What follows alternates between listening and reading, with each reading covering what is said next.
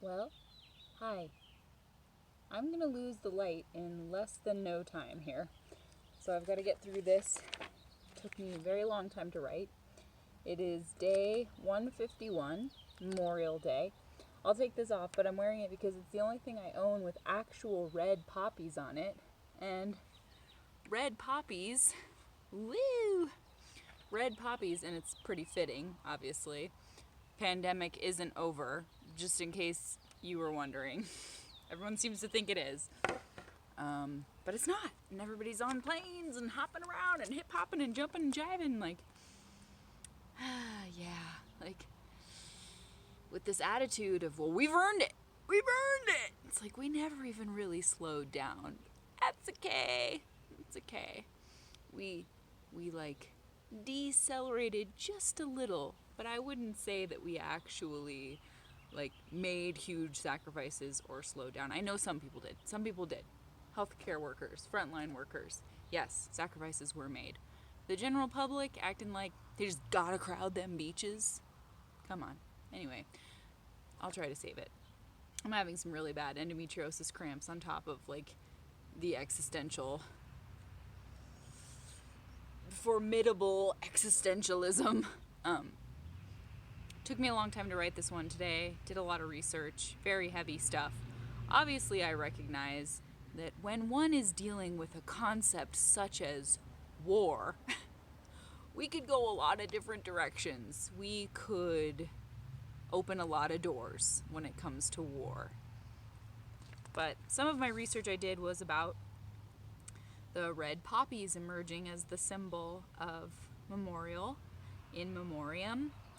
And it began in 1915. A Canadian surgeon named Lieutenant Colonel John McCrae witnessed these beautiful, brilliant red poppies that were still alive and blossoming on this battlefield of carnage and horror. And he wrote a poem called In Flanders Fields, and this was during World War I. One of so many endless wars. Part of the poem says, In Flanders fields the poppies blow, between the crosses row on row. So another part of the poem is, If ye break faith with us who die, we shall not sleep, though poppies grow in Flanders field. So it was published in a London magazine and spread all over the world, and it just resonated with people and somehow became a symbol. Very strange, because I almost gave this skirt away recently, and I thought, no, I'm going to need it. That was the exact thought. So these strike me as red poppies, and I'm sitting here with my beautiful white flowers because, I don't know, it seems like a symbol to me that I just wish that the peace dove or the universal white flag of being done with war could be waved. Yeah, people look at it as giving up, or there's still this. It's like the only thing that we should be fighting for is, and I say fighting not as in physically, as in with our hearts, is the betterment of humans and undoing what has been done, these terrible things, forever and ever and ever. And poems and songs and soliloquies and documentaries, all these things that we can make out of it. But why don't we just hang up our hatred and surrender our constant need to be bigger and better and more territory? Just scares me, makes me sad. There's these gorgeous poppies that bloom right near here, and I thought of going and asking the person, can I film in front of your poppies?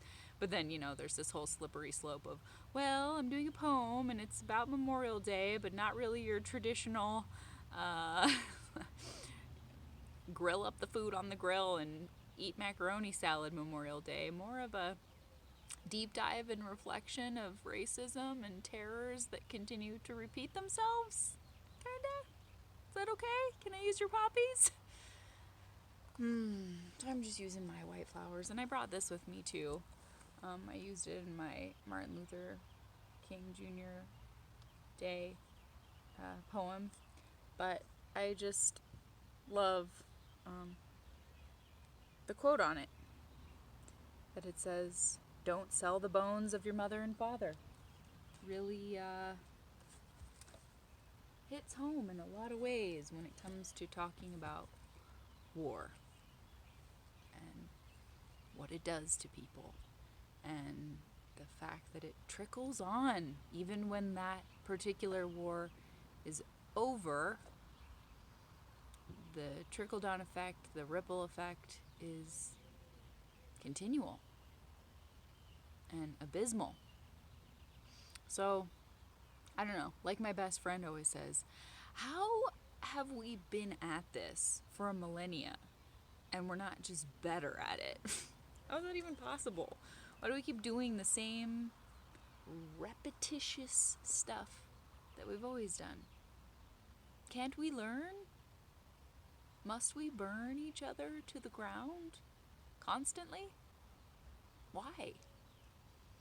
So I'm missing a special right now on the very thing that I wove into my poem about the Tulsa massacre, and I just kind of let the poem write itself today, and you can take that however you want to.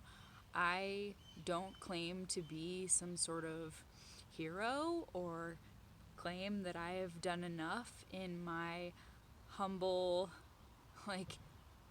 scared, honestly quite scared, fragile being with a lot of physical pains, not really sure how to make gains in this crazy divided society brain that just writes poetry and tries to reach people with love, because I'm not sure how else to make a move. So those are the moves I make. And so anyway, I'm not asking for a medal or a trophy or anything other than for you to listen and just hear my feelings and find more kindness. Find the kind within you and within others, and try to uncover it. Because I feel like people, the way they're driving, the way they're speaking, the way they're reacting, the way they're freaking out all the time, shootings all the time. Okay, let's get back to reality and just randomly shoot people. Whoa! I hope that showed up on film, how close that bird just flew to my head. I hope it's in there. That was close. Whew, that got me. So yeah, that's the only way I can describe it. I did the research on the way that I wanted to weave this in, and it's interesting too, because I just read my short story, The Second Wave, recently, about when the Spanish flu was taking place, and the Harlem Hellfighters, the Meuse-Argonne Offensive, 191 days on the front, these black Harlem soldiers who spent so long on the front line, dying and suffering, to try to end World War II and help the French and help the Americans when we had treated them horribly.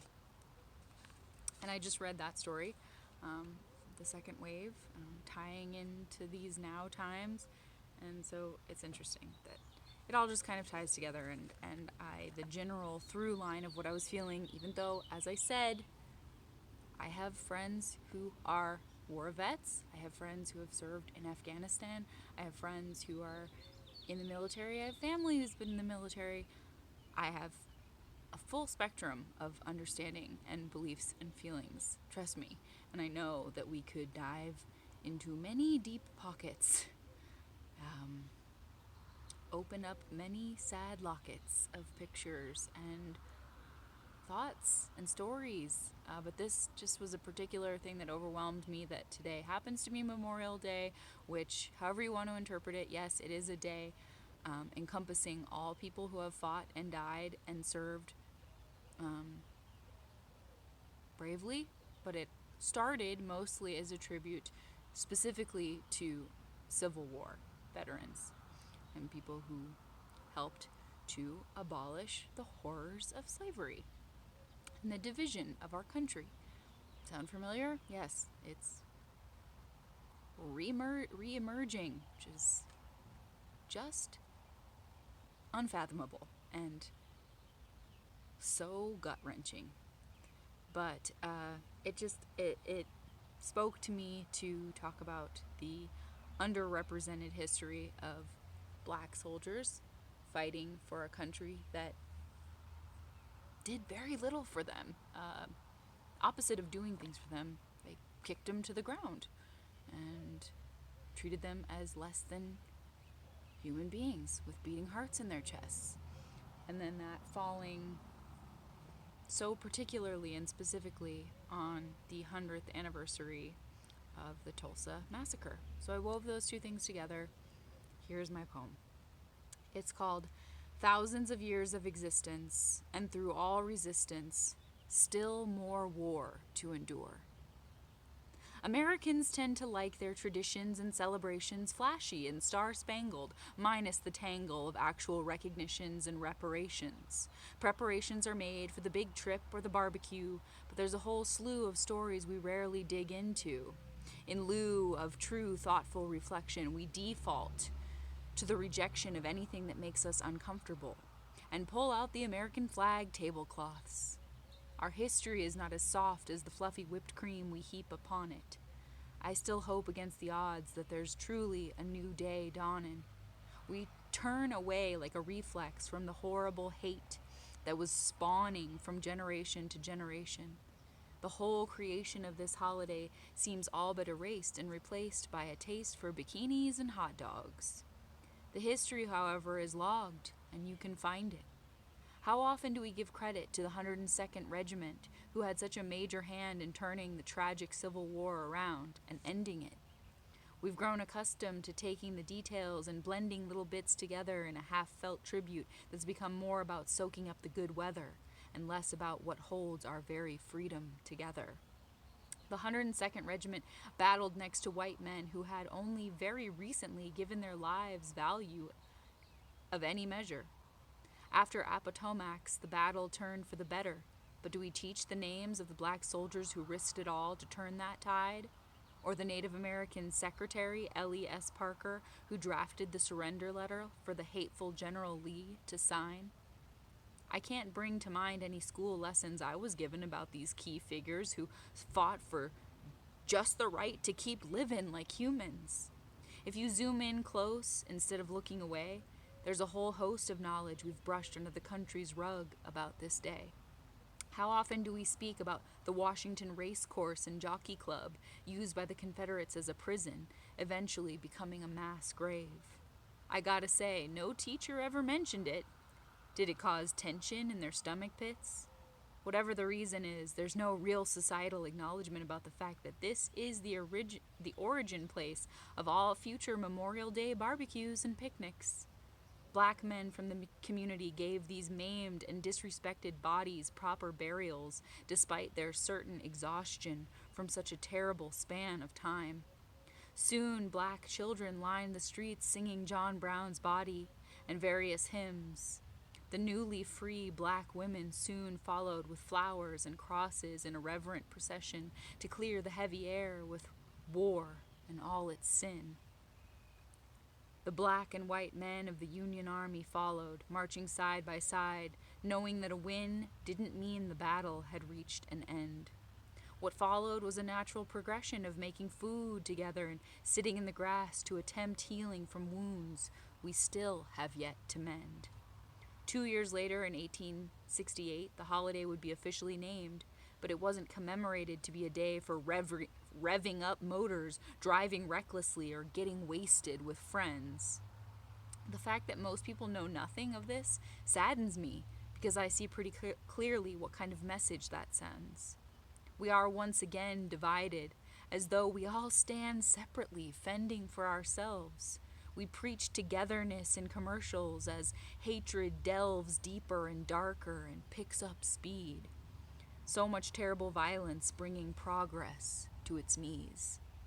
This date holds significance for another event that many in power attempted to erase, the Tulsa Massacre tragedy. Hughes Van Ellis, one of 3 remaining survivors from that disgusting day, said that in their own country, countless black families were made to be refugees. The most harmless, innocent stumble of one black man named Dick Rowland somehow caused the absolute destruction of an entire burgeoning community. Rowland, a local shoe shiner in the thriving area deemed Black Wall Street, was in an elevator when he tripped and unknowingly grabbed the arm of the elevator operator, a young white woman named Sarah Page. She screamed, startled by Rowland's attempt to simply steady himself. So the man ran, knowing full well that any contact, even accidental, with such a woman would cause outrage. He tripped and fell, and this woman outright refused to press charges when the police came, but this ridiculous sequence of events still somehow set the stage for absolute carnage and blind hate. Can you imagine it? The moment Rowland unintentionally touched that girl's shoulder, it was too late. The papers sensationalized the event, and it sealed the whole town's fate. White folks instantly formed a lynch mob and went so far as to accuse Rowland of rape. What happened next is an atrocity from which many would not escape.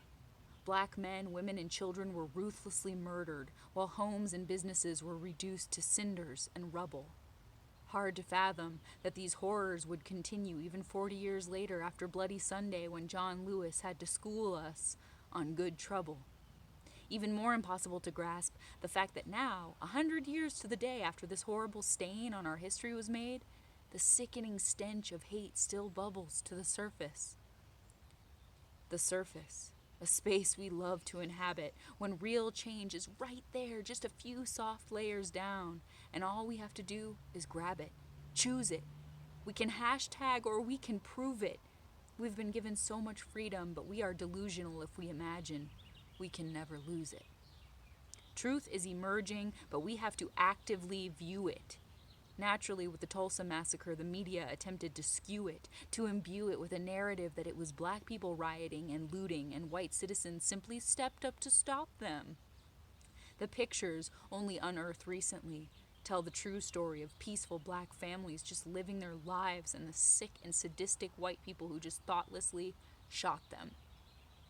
We tend to flip the channel when it feels like too much, but we need to get in touch with what came before us. They don't know if dozens of black people died that day, or more likely hundreds. But we cannot just let the truth, like those bodies, just vanish and rot. Another of the 3 remaining survivors, Viola Fletcher, was 7 years old when she saw these horrors unfold, and she now says, "I have lived through the massacre every day.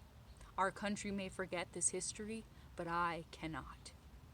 She says she rarely sleeps through the night, remembering the atrocious cries of those fighting for their lives for no reason beyond the awful white lineage of venom, ignorance, and lies. Even now, at 107, she cries, recalling the details. The wheels of so-called justice sure need some WD-40. And now, as a committee is brushed aside with half-felt promises, placated by local government as they seek restitution for the victims and their families, Viola begs for respect, addressing the decades of subsequent neglect that have left her, to this day, unable to pay for basic needs, saying, "Please do not let me leave this earth without justice." Yet our culture rushes to the beaches to seek completeness I don't think we'll find at crowded airports or beach resorts. Our historical imprint contorts the more we try to give it a fake, glossy remodel. We can't just go full throttle towards our narrow, narcissistic needs as the wounds we have reopened continually bleed. It's like witnessing a very easily controllable spark and simply walking away into the dark, allowing it to become a destructive fire. One of the proponents for recompense in Tulsa said it best to those critics who say time heals wounds that were never dressed or addressed properly. He said, "There's no expiration date on morality. Wrong doesn't expire." Whew. Yeah. How I tire of reading about wars and watching them continue to unfold on the television. But that information I brought up about the Washington Race Course and Jockey Club that had been used by the Confederates as a prison. Hundreds of people died there of starvation or abuse, and these black citizens who had been through absolute hell gave them proper burials. I wrote from my research that they wrote as a commemoration of that space. After they properly buried the bodies, they wrote "Martyrs of the Race Course." And I read that article about the origins of the celebrations that would lead to Memorial Day. And I'm not even going to read the quote because, it's just so vile. But the only person who had commented on the article was this asshole saying, "Oh, this article is bullshit. Everybody knows that Memorial Day is the commemorating dead pigs that we like to eat, and join me in paying respect to the thousands of Coors and Millers sacrificed by the dozens." It's just like, come on, man. Like, what? I don't know. It's just so hard not to get mad. A friend of mine got angry at me at the beginning of the pandemic because people were doing nothing. They weren't taking anything seriously. And he was like, I can't stand listening to people be mad at idiots who are strangers, calling strangers idiots. What good is that going to do? And I understand that sentiment, but I can't not get mad. I don't know how to just not be mad about the flagrant ignorance, because it's just so widespread. It's making this horrible comeback. New attacks every day. New facts that you just don't know where to put, and you can't put them away, and they stay in your nightmares. I don't know. It's a lot. And one of the men I was talking about, one of the survivors, see if I can find him.